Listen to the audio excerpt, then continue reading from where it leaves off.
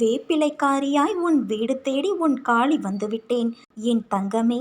சிறப்பான மகிழ்ச்சியான சம்பவம் ஒன்று உன் வீட்டில் நான் நடத்தி தரப்போகிறேன். அழும் நிலை வந்தாலும் என்னிடம் மட்டும் நீ சொல்லி அழுதுவிடு. அடுத்தவனிடம் சொல்லி ஒருபோதும் அழாதே. ஏனென்றால் அவமானம் மட்டுமே உனக்கு மிஞ்சும். கடுமையாகவும் எந்த நேரமும் என் குடும்பத்தினரின் சுகத்திற்காகவே உழைக்கும் நான் ஏன் கஷ்டத்தை மட்டுமே அனுபவிக்கின்றேன்? ஏனென்றால் விதி விலக்க முடியாதது. லாபத்தையும் நஷ்டத்தையும் மாற்றி மாற்றி கொடுக்கும். கர்ம வினைகளுக்கு ஏற்றவாறு இன்னல்கள் விளைவிக்கும்.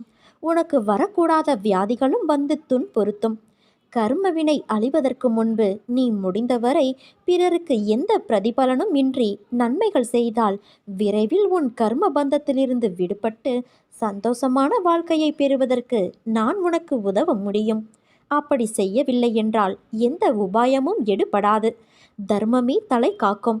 மனதில் உள்ள விரோதங்களையும் வீண் வாதங்களையும் அழித்துவிடு. தீங்குக்கு தீங்கு என்பதை தவிர்த்துவிடு. தீங்குக்கு பதிலாக நன்மையை செய் குழந்தையே. பிறருடைய சொற்கள் உனக்கு தீங்கு இழைக்காது. அதே சமயம் உனக்கு தீங்கு இழைத்தவர்களுக்கு உதவி தேவைப்படும் போது நீ அவர்களுக்கு உதவி செய். அதனால் நீ மகுடமாய் உயர்வாயே தவிர தாழ்ந்து போக மாட்டாய். பிறர் துன்பப்படுவதைக் கண்டு தான் இன்புறுவதை போன்ற பாவம் வேறு இல்லை. அதே போல ஒரு நாளும் நீ நடந்து கொள்ளாதே. இதை நீ கடைபிடித்தால் போதும். உன் துயரங்கள் நிச்சயம் முடிவரும். அதே சமயம் பக்தி செய்தவுடனே வேண்டியது கிடைக்க வேண்டும் என்று எண்ணாதே. பக்தி என்பது இறையருளையும் புண்ணியத்தையும் பெறுவதற்கான ஒரு நுழைவுச்சீட்டு. இறைவனின் அன்பை பெற இது ஒரு அங்கீகாரம். இதை செய்துவிட்டு காத்திருக்க வேண்டும். எல்லோர் வாழ்விலும் சோதனைகள் வரும். அதன் பிறகுதான் நீ செய்யும் ஒவ்வொரு காரியத்தை பொறுத்து அவரவர் தேவைகள் பூர்த்தி செய்யப்படும். உனக்கென்று படைக்கப்பட்டது நிச்சயம் உன்னை வந்து சேரும். அதை புரிந்து கொள். உன் உழைப்பு என்றும் வீணாகாது.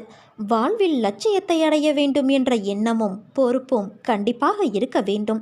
அதே சமயம் எதையும் ஏற்றுக்கொள்ளும் பக்குவமும் அவசியம் வேண்டும்.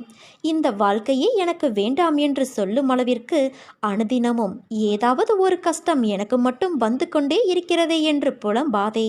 நான் உனக்கு பலமுறை கூறிவிட்டேன். இந்த உலகில் உள்ள அனைவருக்கும் இது போன்ற நிகழ்வுகள் நடந்து கொண்டுதான் இருக்கிறது என்று. உனக்கு பெரிதாக தெரியும் பிரச்சனை மற்றவருக்கு சிறிதாகப்படும். உனக்கு சிறிதாக இருக்கும் பிரச்சனை மற்றவருக்கு தலையாய பிரச்சனையாக இருக்கும்.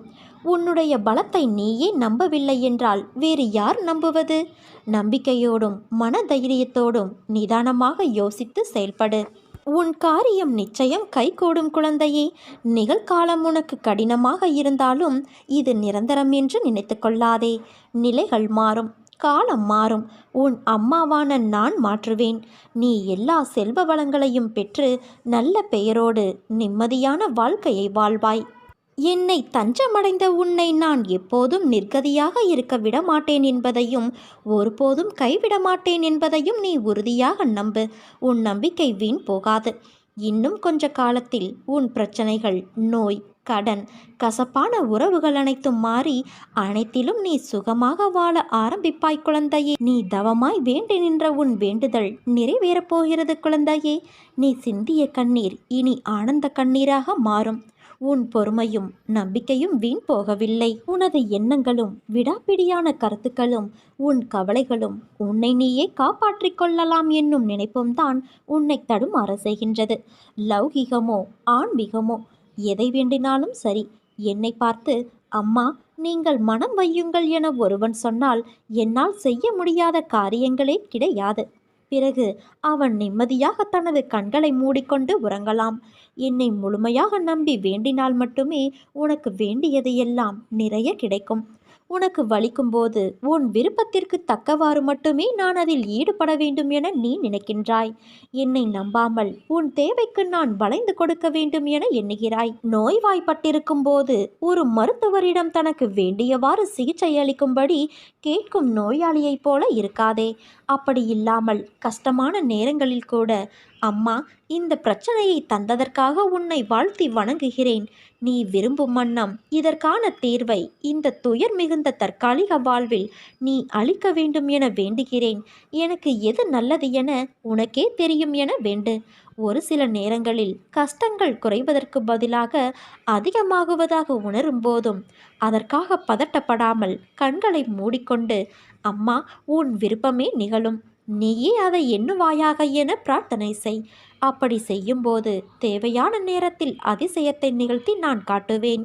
நானே உன்னை என் கைகளில் தாங்கி செல்கிறேன். என்னை நீ முழுமையாக நம்பினால் மட்டுமே நான் நினைப்பேன். நான் எப்போதும் உன்னை நினைத்து கொண்டே இருப்பேன். உன்னை என் கண்களில் வைத்து காப்பேன் குழந்தையே. என்னை எவன் மிகவும் விரும்புகிறானோ அவன் எப்போதும் என்னை காண்கின்றான். என்னை விட்டு நீங்கினால் இவ்வுலகமே அவனுக்கு சூனியமாக தோன்றும். என் கதைகளைத் தவிர பிறவற்றை அவன் கோருவது கிடையாது.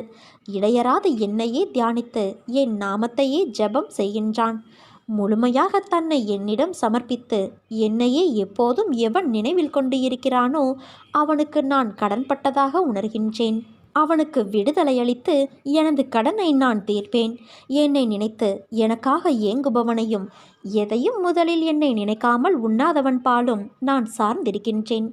என்னிடம் வருபவன் ஆறானது கடலோடு ஒன்றாவது போல என்னோடு இரண்டர கலக்கின்றான். பெருமையையும் அகங்காரத்தையும் விட்டு ஒழித்துவிட்டு எல்லளவும் அவற்றின் அடையாளம் கூட இல்லாதபடி விலக்கி உன் இதயத்தை அமர்ந்து கொண்டு இருக்கிற என்னிடம் உன்னை பூரணமாக நீ சமர்ப்பித்துவிடு. என்னை நீ தேடிக்கொண்டு எங்கெங்கேயோ அலைய வேண்டாம். நான் உனக்குள்ளேதான் இருக்கின்றேன். இதை உணர்ந்து கொண்டு உன்னிடத்தும் மற்ற எல்லா ஜீவராசிகளிடத்தும் என்னை நீ காண முயற்சி செய். இதை நீ பயிற்சி செய்தால் சர்வ வியாபகத்தை உணர்ந்து என்னோடு ஒன்றாகும் நிலையை நீ நிச்சயம் பெறுவாய்.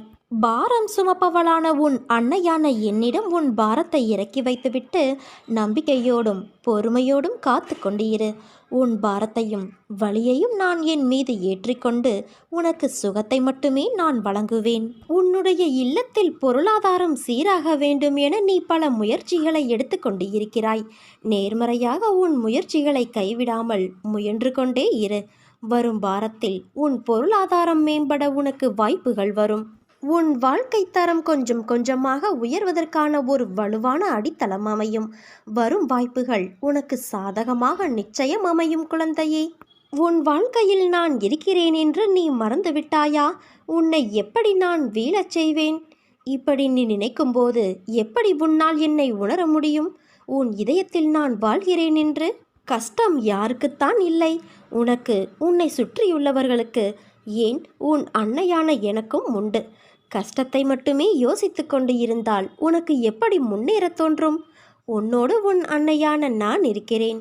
உன்னை என்றும் நான் திசை மாறவிட மாட்டேன் குழந்தையே. நீ என் உயிராய் இருக்கிறாய்.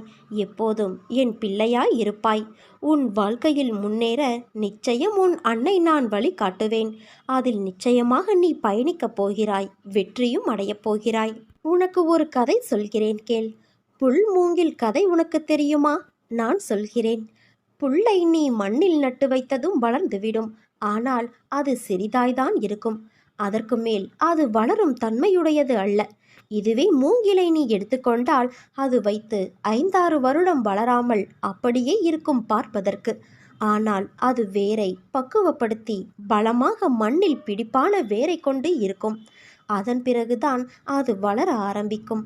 ஆனால் அது வளர ஆரம்பித்து விட்டால் அதன் உயரம் 10 மடங்கு வளர்ச்சியை கொடுக்கும். அதன் வளர்ச்சியை எப்படியாயினும் தடுத்து நிறுத்த முடியாது. அது மூங்கிலின் வெற்றி. புல் வேகமாக வளர்ந்தாலும் அதனுடைய வளர்ச்சி சிறியதுதான். ஆனால் மெதுவாக வளர்ந்தாலும் மூங்கிலின் வளர்ச்சி பெரியது. உனக்கு வெற்றி கிடைக்க நேரமாகிறது என்று வருந்தாதே. என் பிள்ளை, நீ வளர்ந்து உயரமாக நிற்கப் போகின்ற மூங்கில் மரம். அதனால் பயப்படாதே குழந்தையே. நிச்சயம் நீ வெற்றி அடைவாய். உன்னுள் எழும் கோணலான சிந்தனைகளை நான் மாற்றுவேன். அது உன் மனதை ரணப்படுத்தி கொண்டு இருப்பதை எப்படி என்னால் உணராமல் இருக்க முடியும்?